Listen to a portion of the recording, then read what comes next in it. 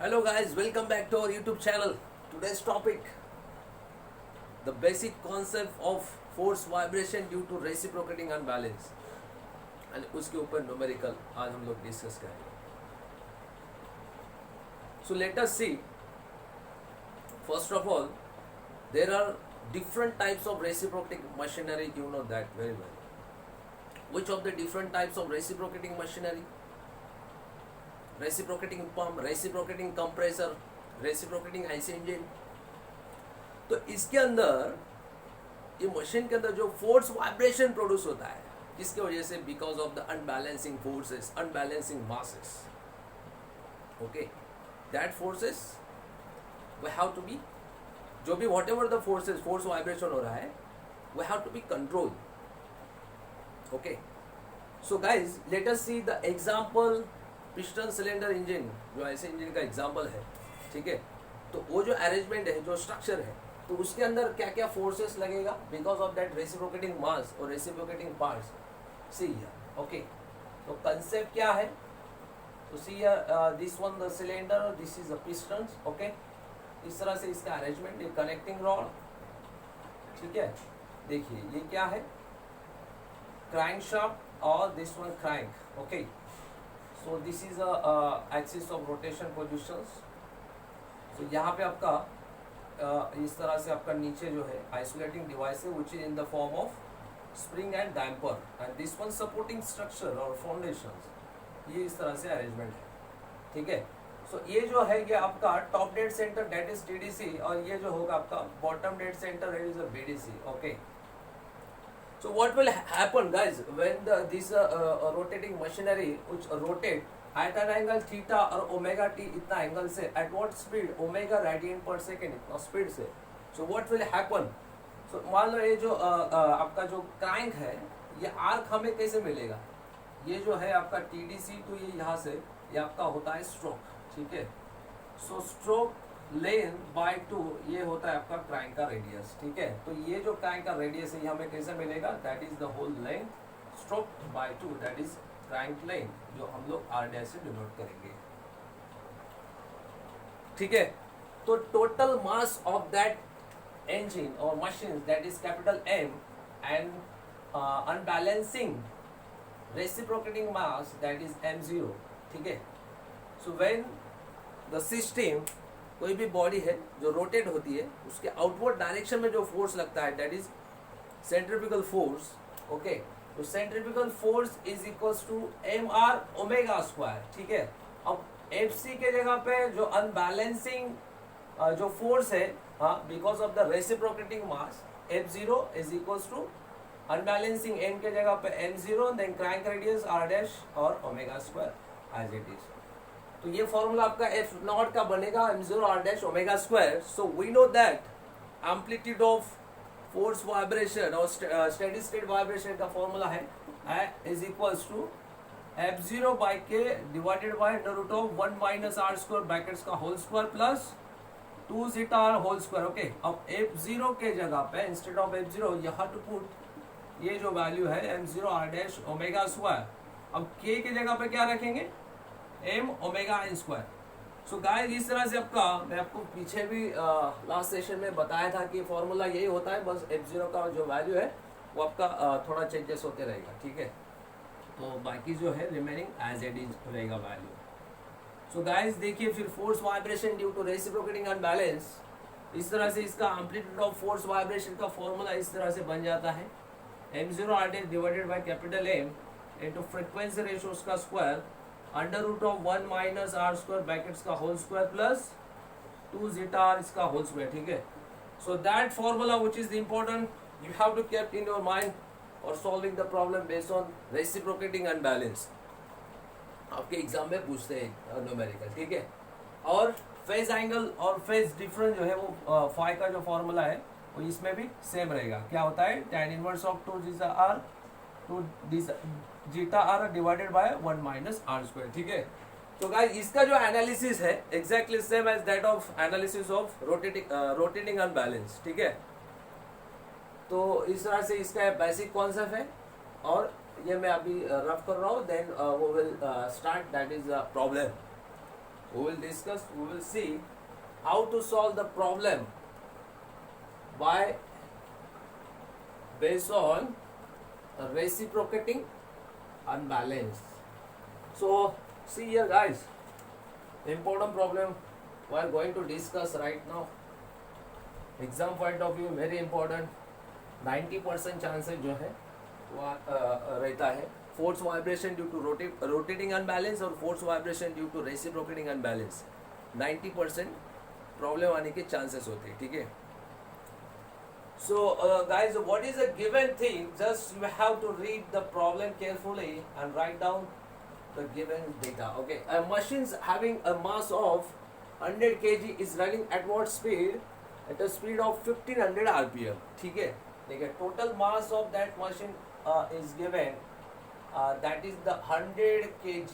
Okay, the speed of the machine is given to you 1500 rpm. Yes, are getting the point? Yes or no? It is mounted on a spring of stiffness 10 to power 6. That is the spring stiffness is given 10 to power 6 Newton per meter. Okay, and the damper having damping factor, the value of zeta is given to you 0.3. Okay, a 3 kg piston within the machines has a reciprocating motions. ये line है ना, important line, important ये जो sentence. यहाँ पे हम लोग easily guess या ऑब्जर्व कर सकते हैं कि problem based on reciprocating unbalance का है. तो फॉर्मूला देखिए आप, थोड़ा सा रोटेटिंग है या रेसिप्रोकेटिंग, उस तरह से जो फॉर्मूला है वो चेंज होगा. ठीक है. Reciprocating motion with the stroke of 100 mm. The stroke length is given to you guys, that is the stroke length L/2. Okay, 100 divided by 2, that is 50 mm. So that is, ये होता है आपका crank radius. Are dash हम लोग ले रहे हैं, इसको मीटर में ले लो 0.05. ठीक है. या इस तरह से भी कर सकते हैं आप, 50 × 10⁻³ दैट इज मीटर के अंदर, आसान रहेगा. ठीक है. सो गाइज, ये तो हम लोगों ने बना लिया. Then what you have to find, you have to find the amplitude of that given force vibration and second one FTR was transmitted to the foundations. That you have to find out the first amplitude, second FTR. ठीक है. So guys, how to solve the given important problem based on the reciprocating unbalance. ठीक है. देखिए फिर अभी जो हमें first of all what will you do, you will do, we know that the formula आप फर्स्ट लिख लेंगे. जो क्या फॉर्मूला है, m0 r' divided by capital M R². ठीक है. ये फॉर्मूला पहले लिख लेंगे, फिर हमें क्या क्या रिक्वायर्ड है वो इजीली हम लोग फाइंड आउट कर सकते हैं. ठीक है. So 1 - R² brackets whole square plus 2 zeta r इसका होल स्क्वायर. ठीक है. देखिए m0, the value of m0 unbalancing mass दिया है क्या, इज यस गिवन. जो कितना है देखिए 3 kg, that is the unbalancing mass, rotating mass. ठीक है.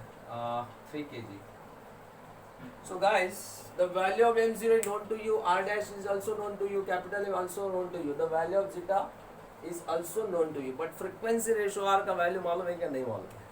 So how will you find out? Omega by omega n. So you will easily get 2 pi n upon 60, that is omega. ठीक है. So everybody you should solve in Calci. So definitely you will get the answer of omega in radian per second. Okay, so let me write here 157.08. okay, so omega in √k/m, but k is not known to you. Okay, so how will you find out k? Yes, the value of k is known to you. Okay, so put the value of k, 10⁻⁶ divided by m, 100. Okay, so you will get omega in 100 radian per second. एक बार देख लिए और फटाफट आता है. ठीक है. So nothing is difficult here. Everything is simple. Omega upon omega m. So value of r 1.571. ठीक है. रख दो फिर. All the value is given. We have find out So put the value in this formula, you will get जो required है amplitude. Okay. M0 that is 3 kg and crank radius 50 into 10 raised to minus 3. Okay. Then capital M का value 100, frequency ratio 1.571, square बना दो, under root 1 minus r 1.571 इसका square whole square two zeta, the value of zeta 0.3, 1.571 इसका square. ठीक है. So guys, you will get, if you solve either in calci, that is the value of A is 2.19 into 10 raised to minus 3 in meter. Okay, this is a required and correct and final answer. Okay, the second thing you have to find out, force transmitted to the foundations. You know that guys, force transmissibility what, FTR upon F0. formula क्या है, under root of 1 plus bracket में क्या है 2 zeta r इसका whole square. तो carefully आपको याद रखना है, थोड़ा सा भी मिस्टेक नहीं चाहिए. ठीक है, तो आपका प्रॉब्लम जो है रॉन्ग हो जाएगा. ठीक है, 1 minus r square bracket square plus 2 zeta r उसका स्क्वायर. ठीक है. अब देखिए F0 जो है उसका फॉर्मूला क्या है, F0 is equals to M0 R dash omega square. रख दो. ठीक है, देखिए फिर M0 कितना लेंगे 3. ठीक है, 3 then R dash 50 and to 10 raised to minus 3 omega. How much the value of omega? 157.08 square. So F0 3701 point. Okay. So F0 ये पूरा वैल्यू पूरा टर्म को जो है मल्टीप्लाई कर देंगे तो you will get the required, that is FTR. Okay. So guys, so see here FTR upon F0 is equals to under root of 1 plus 2 zeta 0.3. R का वैल्यू कितना है,